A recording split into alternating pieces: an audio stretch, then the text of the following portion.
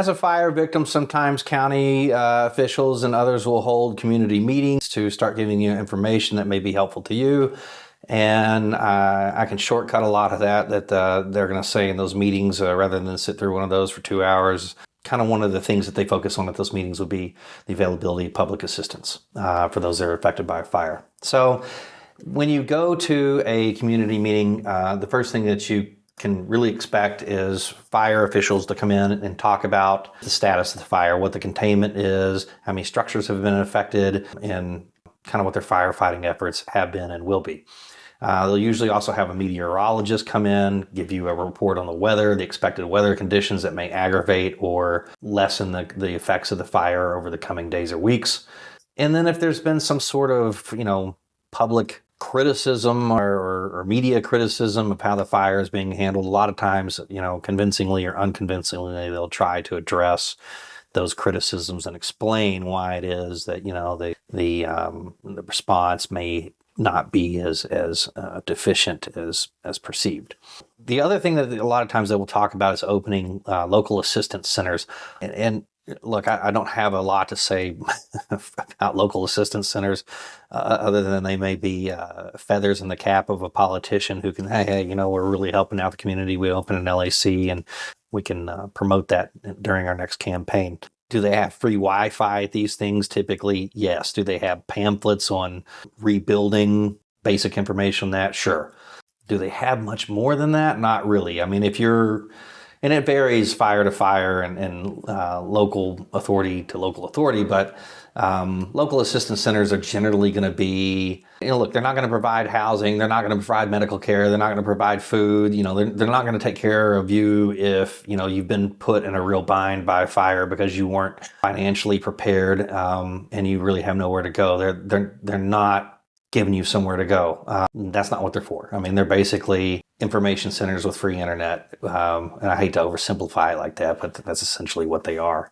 Other programs that may be available to fire victims would be things like the Red Cross, and sometimes they do provide temporary housing or shelter. It's probably going to be in the form of, cots and some sort of big auditorium. That may not be ideal for families, but the Red Cross is one of the entities that actually does provide some sort of temporary housing or shelter when people are affected by a fire. The other thing that they'll talk about a lot of times is FEMA applications. So in addition to applying to your own insurance for be it evacuation costs or, once the rebuild effort gets underway, there's also support sometimes from FEMA. That depends a great deal on the size of the fire in terms of damages. There's thresholds that have to be met before FEMA will get involved in terms of, number of structures that are burned and that kind of thing. And my understanding is from officials and others and past clients that FEMA applications they're slow and they're not all that fulfilling an experience for people, unfortunately.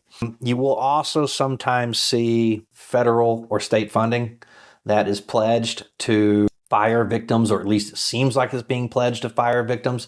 It is and it isn't. I mean, a lot of times this is really funding that's going to pay for first responders. If you have additional first responders that are coming in from other parts of the state, it's paying their salaries, it's paying their overtime. It may be paying for, getting their equipment like fire trucks and slurry planes, whatever it is that they're bringing from other parts of the state, perhaps even borrowing from Canada, because that does happen. It'll pay for those kinds of things. It'll pay for the initial debris removal efforts, so something that you don't necessarily have to take care of yourself.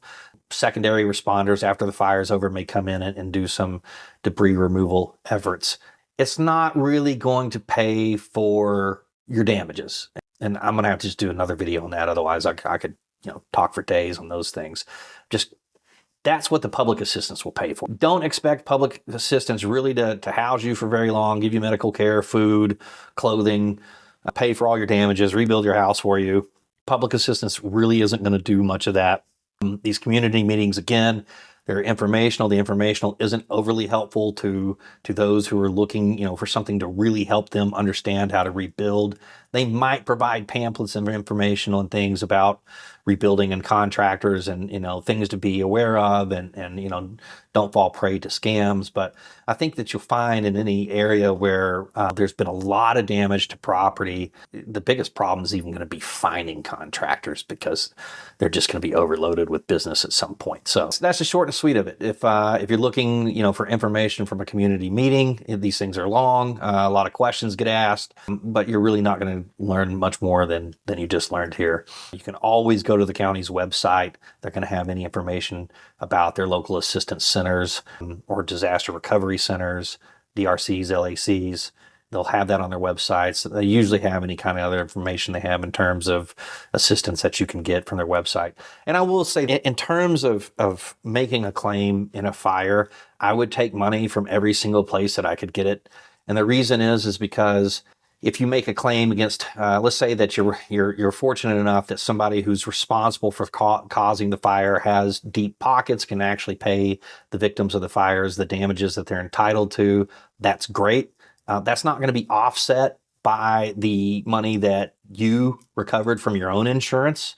And it's not going to be offset by money that you recover from FEMA or anywhere else. And those organizations are all going to give you money irrespective of what you're getting from your own insurance or what you're getting from other resources or what you're getting from a lawsuit or a settlement.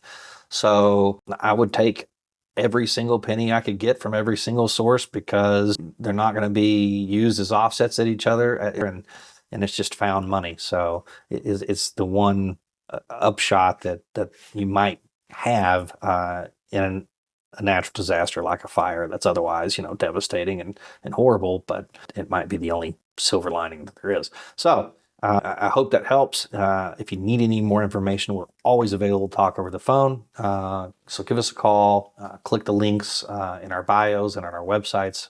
We're happy to assist you.